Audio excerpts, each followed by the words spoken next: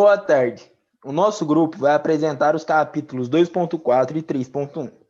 Neste primeiro capítulo, aprenderemos como encontrar o número de imagens formadas entre dois espelhos planos, independente do ângulo formado entre eles.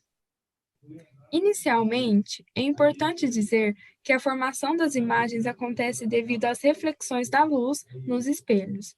Nos seguintes casos, que iremos apresentar no próximo slide, é possível calcular o número de imagens formadas através da fórmula n igual a 360 graus sobre alfa menos 1.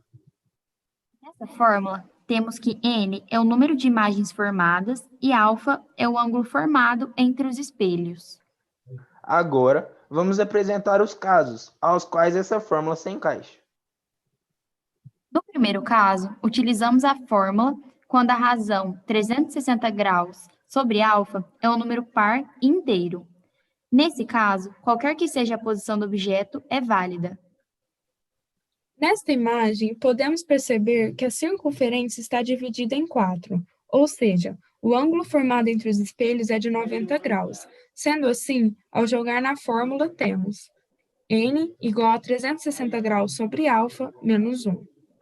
N igual a 360 graus sobre 90 graus menos 1. N igual a 4 menos 1, que resulta em N igual a 3 imagens. Um detalhe importante é saber que se a razão for par, o número de imagens formadas será ímpar, independente da posição do objeto. No segundo caso, utilizamos a fórmula quando a razão 360 graus sobre alfa é um número inteiro e ímpar, estando o objeto no plano bissetor, que é o ângulo que divide ao meio o ângulo alfa entre os espelhos.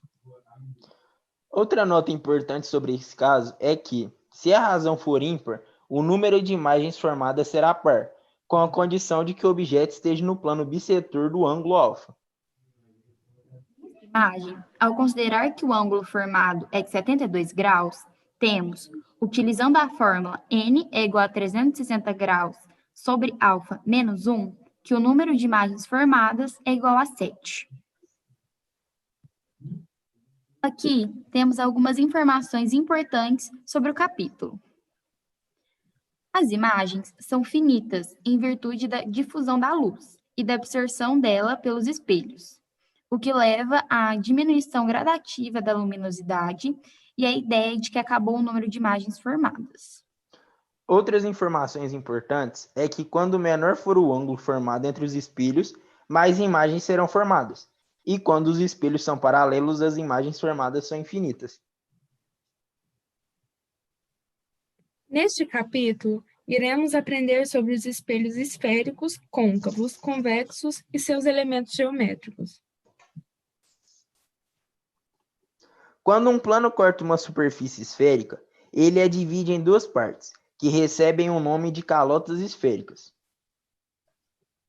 O espelho esférico é uma calota esférica no qual uma de suas superfícies é refletora. Quando a superfície refletora é interna, ele recebe o nome de espelho côncavo. Já quando a superfície refletora é externa, recebe o nome de convexo.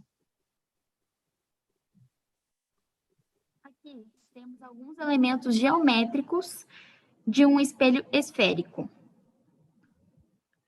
Temos que C é o centro da curvatura, no qual originou a calota. Temos também que R é o raio da superfície que originou a calota. E V é o polo da calota esférica. O eixo principal é qualquer reta que passe pelo centro da curvatura C e pelo vértice V da calota. Já o eixo secundário é qualquer reta que passe pelo centro da curvatura C e por qualquer outro ponto da calota que não seja o vértice. A abertura do espelho, representado pela letra A, é o ângulo plano determinado pelos eixos secundários que passam por A e B, ângulo oposto ao espelho.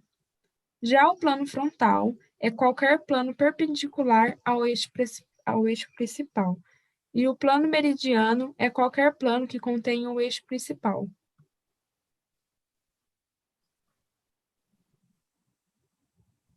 Valeu, tamo junto, é nóis.